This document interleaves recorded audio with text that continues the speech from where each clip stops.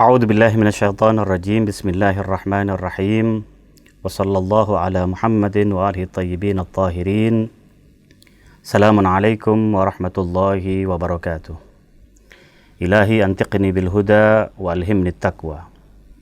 Para pemirsa yang dirahmati oleh Allah Subhanahu wa taala, alhamdulillah, marilah kita panjatkan puji syukur kita kehadirat Allah Subhanahu wa taala, di mana kita diberi taufik oleh Allah untuk bisa mengkaji hukum, mengkaji fikih berdasarkan mazhab Ahlul Bait, dan semoga kita semua termasuk dari mereka-mereka yang diharapkan kebaikannya oleh Allah Subhanahu wa taala. Karena di dalam hadis disebutkan, barang siapa yang diharapkan dan diinginkan kebaikan oleh Allah Subhanahu wa taala, yufaqihu fid din, maka dia akan didalamkan, difaqihkan dalam keagamaannya. Semoga kita termasuk dari mereka-mereka tersebut. Bi barakati salati ala Muhammad wa ali Muhammad. Allahumma salli ala Muhammad wa ali Muhammad. Allahumma salli ala Muhammad wa ali Muhammad. Allahumma salli ala Muhammad wa ali Muhammad. Pada pertemuan perdana ini, di mana kita akan membahas berkaitan dengan puasa, as-saum. Puasa merupakan salah satu daripada kewajiban-kewajiban dalam agama Islam, di mana kewajiban ini sangat penting dan begitu luar biasa dalam membentuk dan membenah jiwa manusia, di mana salah satu urgensi dan pentingnya puasa dalam agama, ada beberapa hal yang bisa kita sampaikan pada kesempatan yang mulia ini. Yang pertama adalah sebagaimana kita lihat di dalam surat Al-Baqarah ayat 183, di mana Allah Subhanahu wa taala berfirman, A'udzu billahi minasyaitonir rajim. Bismillahirrahmanirrahim. Ya ayyuhalladzina amanu kutiba alaikumus shiyam kama kutiba 'alal ladzina min qablikum la'allakum tattaqun. Di mana tujuan daripada diwajibkannya puasa tidak lain adalah agar kita manusia bisa sampai kepada derajat takwa, derajat ketakwaan yang diharapkan oleh setiap umat manusia. Puasa, ada hal yang bisa kita sampaikan, bahwasanya puasa bisa melembutkan hati, taltif, ya, melembutkan hati, memperbesar dan mempertebal kepedulian kita terhadap sesama. Empati dan simpati kita dipupuk melalui puasa. Itu yang pertama. Yang kedua, puasa juga bisa menguatkan iradah, bisa mempertebal tekad kita. Dan selanjutnya, puasa juga bisa mengekang dan bisa mengendalikan gharizah atau insting kehewanan hayawaniyah kita dalam kehidupan sehari-hari ini. Dan salah satu urgensi dan manfaat puasa adalah bahwasanya puasa di dalam riwayat disebutkan as-saumu junnatun minan nar. Puasa adalah perisai dan tameng dari api neraka. Manfaat lain yang juga berkaitan dengan puasa adalah puasa tidak lain adalah zakat daripada badan kita. Likulli syai'in zakatun wa zakatul abdani as-siyam. Segala sesuatu ada zakatnya, dan zakat daripada badan manusia tidak lain adalah dengan berpuasa. Dengan berpuasa badan kita menjadi sehat. Ar-Rasul sallallahu alaihi wa alihi fi riwayatin ukhra, dalam riwayat yang lain beliau bersabda, sumu tasihhu. Berpuasalah kalian, niscaya kalian akan sehat badannya. Kita tahu bahwasanya dengan puasa toksin dan racun-racun yang ditinggalkan atau yang tersisa di badan kita dari makanan yang kita konsumsi, dengan puasa semuanya akan dibakar dan akan menjadi hilang. Itulah manfaat daripada puasa. Ma'asyiral hadirin, para pemirsa yang dimuliakan oleh Allah Subhanahu wa taala, kita pada kajian kali ini kita akan membahas berkaitan dengan hukum-hukum puasa, di mana yang akan kita pakai tidak lain adalah buku Ta'limul Ahkam karya daripada Syekh Hasan Muhammad Fayyad Hussein Al-Amili, di mana kajian fikih ini sesuai dengan fatwa As-Sayyid Ali Khamenei. Tapi sebelum kita membahas itu, terlebih dahulu mungkin pada pertemuan ini, selain tadi kita sampaikan berkaitan dengan urgensi puasa, pentingnya puasa, faedah dan manfaat puasa, mari kita lanjutkan untuk membahas berkaitan dengan sejarah puasa di agama-agama terdahulu.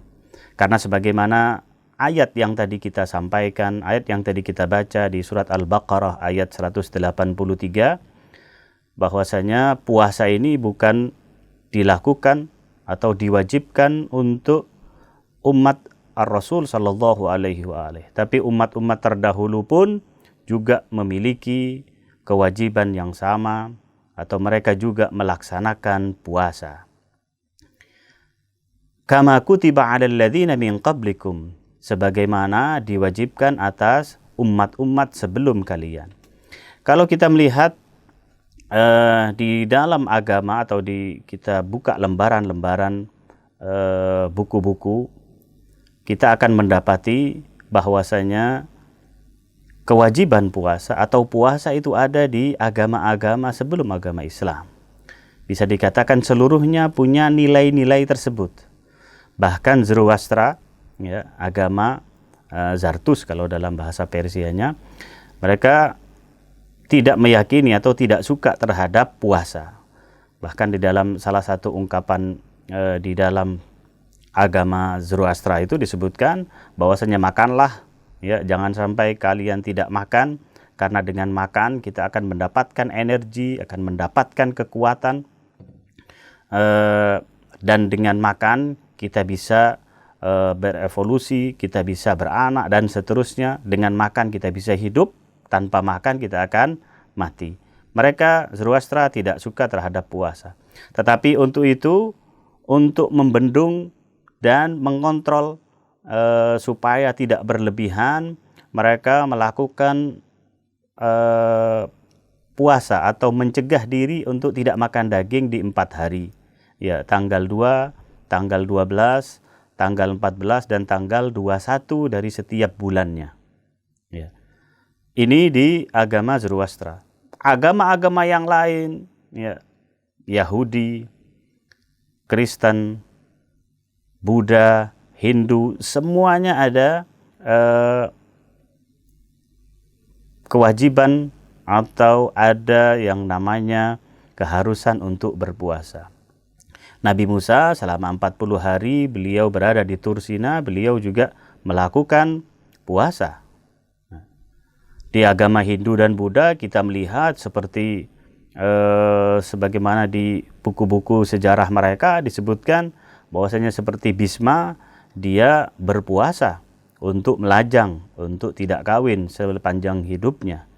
Karena nanti kita akan sebutkan bahwasanya puasa itu secara bahasa adalah imtina atau imsak, menahan diri dari segala hal dalam bentuk apapun.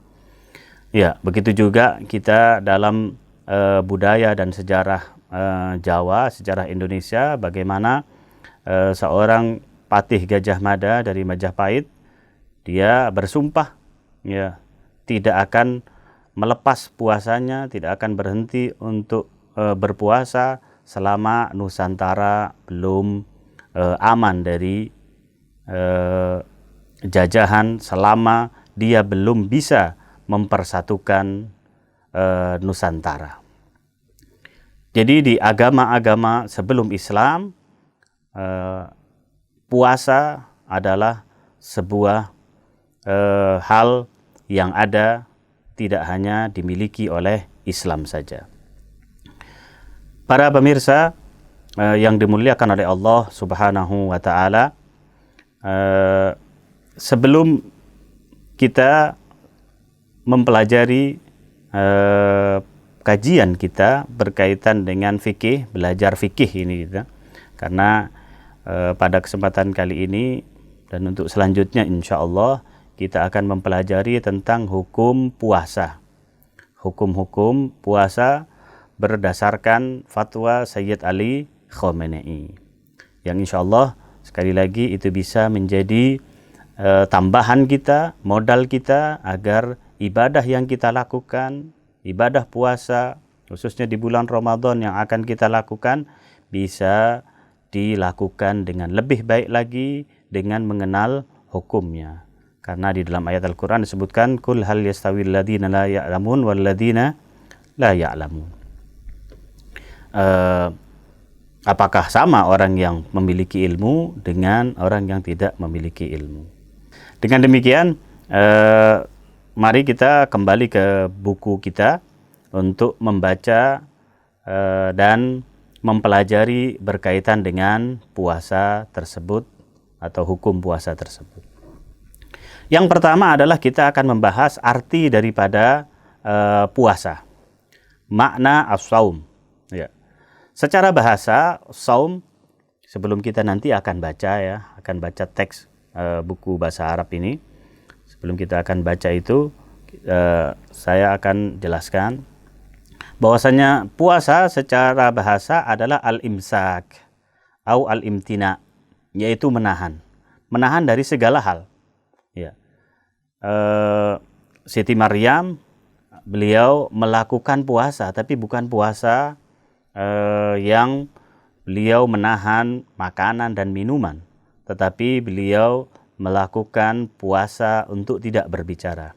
Inni nazartu lirrahmani shauma. Sesungguhnya aku bernadar untuk berpuasa. Berpuasa yang dimaksud para mufassirin tidak lain adalah untuk tidak berbicara.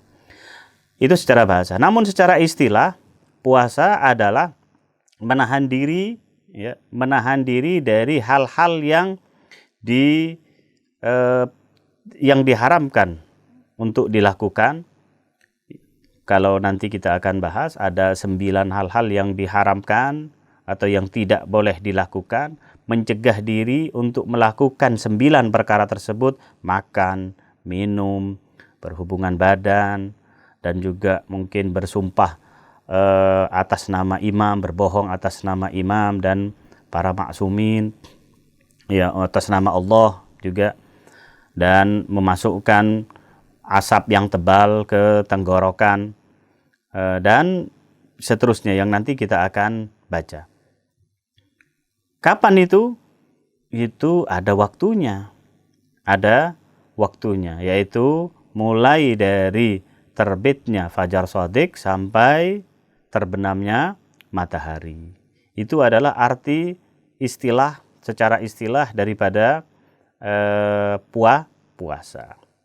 Nah, kita baca makna as-saumi, arti puasa. As-saumu fi syariatil islamiyatil muqaddasah huwa ayyamtani al-mukallafu anit ta'ami wasyarabi wasairil umuri allati sayati bayanuha tafsilan. Puasa di dalam syariat Islam yang suci, huwa ayyamtani'a, itu adalah saat al-mukallaf, orang yang memiliki tanggung jawab, yaitu manusia yang sudah balik, sudah berakal, mencegah dari apa? Anit ta'ami wasyarab, dari makanan dan minuman, wasairil umur, dan hal-hal yang lain seperti tadi jima, seperti bersengaja untuk muntah, berbohong atas nama Allah dan para maksumin, dan seterusnya. Allati sayati bayanuha tafsilan, di mana penjelasannya akan kita jelaskan secara terperinci nanti. Kapan itu dilakukan? Ada waktunya, yaitu apa? Fi tamamin nahari, di sepanjang siang, min tulu'il fajri ila ghurubis syamsi. Dari terbitnya fajar, ya nanti kita akan sebutkan fajar shadiq yang dimaksud. Ila ghurubis syamsi, sampai kepada terbenamnya matahari. Itu yang kedua. Yang ketiga, jadi dalam definisi atau puasa secara terminologi, secara istilah ini ada 3 unsur. Ada 3 elemen. Yang pertama adalah puasa adalah mencegah diri dari hal-hal yang membatalkan. Makan, minum. Terus yang kedua ada waktunya. Ya, tidak sepanjang siang dan malam, tapi ada waktunya, yaitu dari terbitnya fajar sampai terbenamnya matahari. Dan elemen yang ketiga dari definisi itu, kalau ini tidak ada, itu pun tidak bisa dikatakan sebagai puasa secara istilah. Yang ketiga adalah imtithalan li amrillahi ta'ala. Yaitu apa? Dengan tujuan untuk melaksanakan amr atau perintah dari Allah Subhanahu wa ta'ala. 3 hal ini membentuk definisi atau ta'rif daripada puasa secara istilah. Nah, lanjut. Al-mi'yarus syar'i fi waqti shaumi, tolak ukur syariat, ya, tolak ukur yang syar'i fi waqti shaumi, pada waktu puasa, tidak lain adalah huwal fajrus shadiq, adalah fajar shadiq. Awal daripada waktu puasa itu tidak lain adalah fajar shadiq. Wa ihrazuhu maukulun ila taskhisil mukallaf. Wa ihrazu, dan mendapatkan cara mengetahui kalau ini sudah fajar shadiq, sudah masuk, itu diserahkan, dipasrahkan ilal mukallaf, kepada mukallaf sendiri, kepada manusia sendiri. Ila taskhisil mukallaf. Nah, jadi tidak bisa dipengaruhi, ya, terserah daripada mukallafnya itu, apakah ini sudah fajar atau tidak. Kemudian selanjutnya, la farqa bainal layali al-muqmirah wa ghairiha. Ya. Ini fikih yang sedang kita pelajari, ta'limul ahkam ini merupakan fatwa-fatwa atau hukum-hukum sesuai fatwa Sayyid Ali Khamenei hafidhahullah. Ya. Menurut beliau, la farqa bainal layali al-muqmirah wa ghairiha fi tulu'il fajri.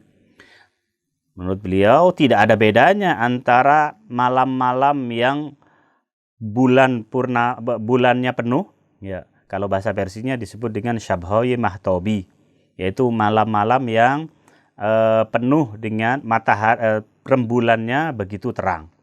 Itu tidak ada bedanya. Ya, tidak ada bedanya dengan malam yang bukan malam mukmirah. Apa malam mukmirah ini? Ya, sebelumnya perlu kita garis bawahi, layali al-muqmirah itu adalah malam-malam di mana kita itu adalah selain malam 13 sampai malam 17 di mana bulan begitu sempurna, ya, bulan purnama itu, ya, selain malam itu sampai akhir daripada bulan, sampai malam menjelang akhir-akhir dari setiap bulan itu, bulan Qamariyah maksudnya, ya, itu malam atau rembulan begitu terang bersinar sehingga menghalangi pandangan manusia untuk melihat fajar shadiq. Sehingga menurut para ulama, layal mukmirah itu terbitnya fajar shadiq itu lebih lambat 10 menit. Ya. Jadi di layali al-mukmirah menurut fatwanya Sayyid al-Imam Khomeini ridwanullah ta'ala alaih, maka waktu subuhnya mundur 10 menit. Kenapa? Karena fajarnya terhalangi oleh cahaya rembulan yang saat itu lagi full-fullnya, lagi terang benderangnya. Dari kapan itu? Malam 13 sampai akhir dari setiap bulan Qamariyah. Nah, tetapi Sayyid Ali Khamenei, beliau mengatakan tidak ada bedanya antara malam-malam tersebut dengan malam-malam yang lainnya. Jadi tidak ada perbedaan. Jadi tetap kalau umpamanya subuh jam umpamanya jam 4 lebih 10, maka itu setiap hari, setiap malam akan demikian, jam 4 lebih 10. Tidak mundur 10 menit atau yang selainnya. Nah, kita baca terakhir, la farqa bainal layali al-muqmirah wa ghairiha fi tulu'il fajri. Tidak ada bedanya antara malam-malam yang terang di situ bulannya, wa ghairiha, dan malam-malam yang tidak terang, fi tulu'il fajri, pada terbitnya fajar shadiq, wa waqti wujubil imsak, dan waktu kewajiban untuk menahan awal berpuasa, li ajlis siyam, untuk berpuasa. Nah, mungkin itu yang bisa kita sampaikan pada kesempatan kali ini, dan insya Allah kita akan lanjutkan pada pertemuan yang akan datang. Wa sallallahu ala Muhammadin wa alihi thayyibin at-tahirin. Wassalamualaikum warahmatullahi wabarakatuh.